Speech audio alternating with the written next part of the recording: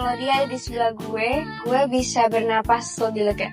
Hari ini aku mau fokus sama kesenangan kita. Gue akan kasih tahu ke Oma kalau lo ada. Fine. Keseruan di lokasi perkemahan masih terus berlanjut. Seperti biasa guys, sinetron kesayangan kita semua ini adalah sinetron dengan alur terlambat, karena penulis dan sutradara sangat detail dalam menceritakan tiap momennya, tanpa peduli atau emang misinya untuk membuat waktu terasa sangat panjang dan lama. Jadi meskipun ya spesial camping udah memasukin hari kelima, dalam cerita dunia sinetron ini hari baru menjelang siang aja. Sesi bermain lompat tali karet alias YY akhirnya ditutup dengan sangat dramatis lewat gerakan salto estetis yang sangat indah ya dari Zara. Sebagai balerina, Zara sepertinya lupa kalau sedang berada di tengah hutan, bukan di atas panggung pertunjukan. Hasil akhirnya pun cukup memuaskan bagi tim pemenang. Mereka berhak duduk manis menerima jasa pijit refleksi gratis dari tim yang kalah. Sebuah pemandangan yang sangat adil lah bagi punggung-punggung yang mungkin udah mulai pegel karena durasi syutingnya nggak kunjung usai. Sebenarnya agak disayangkan nih guys, agenda yang katanya akan ada hukuman mencari kayu bakar ke tengah hutan dibatalkan. Entah mungkin karena faktor keamanan atau karena penulis naskahnya nggak tega nih melihat para pemain digigit nyamuk hutan. Jadi rencana tersebut menguap begitu aja. Alhasil mereka tetap berkumpul manis dalam satu lingkaran besar demi menjaga prinsip bersama kita teguh, berpencar kita takut. Memastikan gak ada satupun karakter yang tersesat dari jangkauan kamera. Setelah sesi pijat refleksi dadakan usai, para pasangan mulai melancarkan aksi dunia hanya milik kita berdua. Mohan dan Raisa sibuk nih mempraktekkan teknik saling pandang penuh kekaguman yang kalau durasinya ditambah sedikit lagi mungkin bisa membuat para penonton pendukung Mora diabetes. Begitupun dengan Fata yang berada di puncak fase bucin terhadap Sisinya. Fata bahkan dengan teganya mematikan telepon dari Blade. Bagi Fata, misi menyelamatkan dunia bisa menunggu, tapi momen menatap senyum Sisi adalah prioritas utama yang gak bisa diganggu gugat oleh panggilan seluler manapun.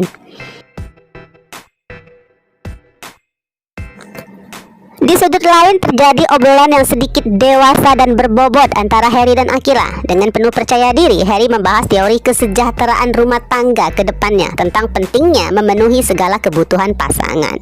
Topik ini sukses ya membuat Akila tersipu malu, tapi tetap setuju dalam hati. Mari kita realistis guys, menjadi sedikit matre itu manusiawi, asalkan kadar cintanya tetap tulus dan saldo di rekening tetap terjaga demi masa depan yang cerah ceria.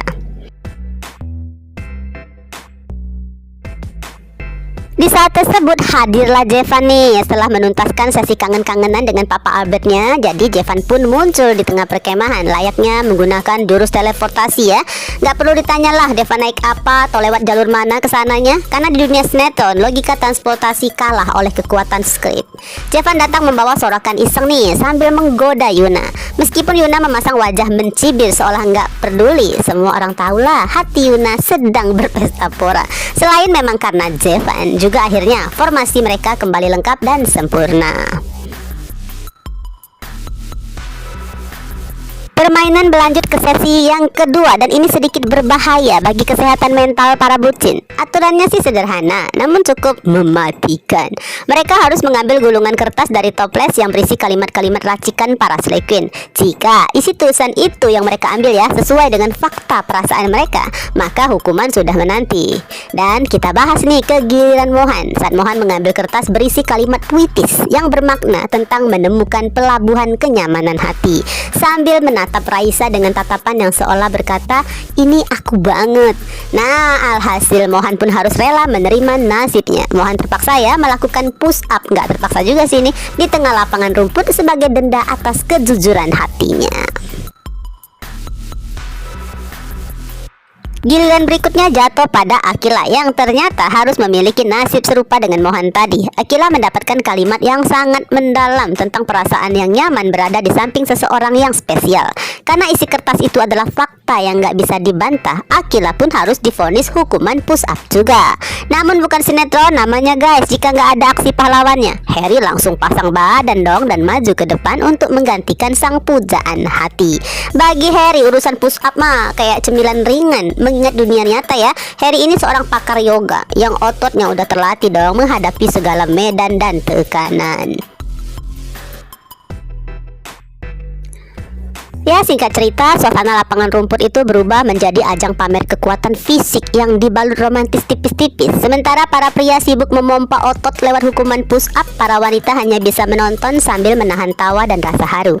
Permainan kertas kecil ini sukses membongkar rahasia hati mereka satu persatu, membuktikan bahwa sekuat apapun mereka mencoba berkelit, tulisan tangan para slay queen jauh lebih jujur daripada kata-kata yang sulit terucap. Benarkah?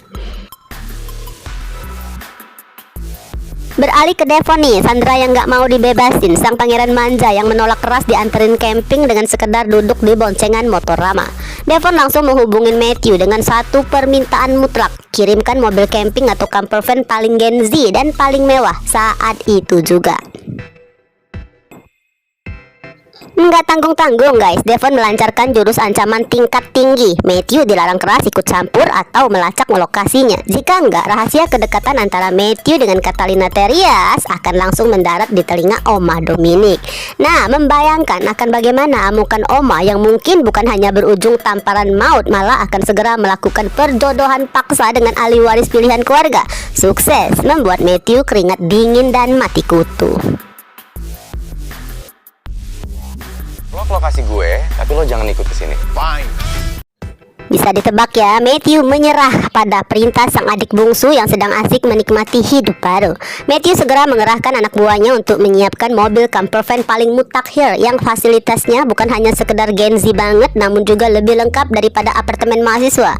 Bukan cuma bekal makanan premium, Matthew bahkan menyertakan seorang supir pribadi dalam paket kiriman tersebut. Nah, saat armada mewah itu nanti tiba, dipastikan dong Rama akan melongo. Fasilitas sultan yang mendadak muncul di depan mata semakin menguatkan kecurigaannya bahwa Devon bukanlah remaja sembarangan. Ya, meskipun Rama masih gagal menebak siapa sebenarnya keluarga di balik kemewahan itu. Yang jelas bisa dipastikan ya, nanti kehadiran Devon di area camping akan mungkin merusak tatanan kesederhanaan para peserta lainnya. Dengan mobil camping yang mewahnya mengalahkan hotel berjalan, Devon siap menjadi pusat perhatian kembali dan membuat suasana semakin heboh. Bayangin aja, di saat yang lain mungkin sedang sibuk mengusir nyamuk, Devon akan duduk manis dengan fasilitas AC mungkin dan kasur empuk. Tentu aja kita semua pun udah bisa membayangkan betapa lebar senyuman Vicky saat melihat Pangeran Disney kembali dalam balutan kemewahan yang hakiki.